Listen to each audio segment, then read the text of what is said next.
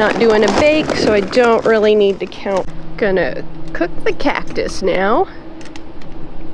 We'll use the Lodge 4-in-1. I will use my larger skillet. The lid to the new outdoor Dutch oven, same size, so be able to use that. 2 tablespoons of vegetable oil. Let that heat up. Okay. We're gonna toss in the cactus. And add a little salt.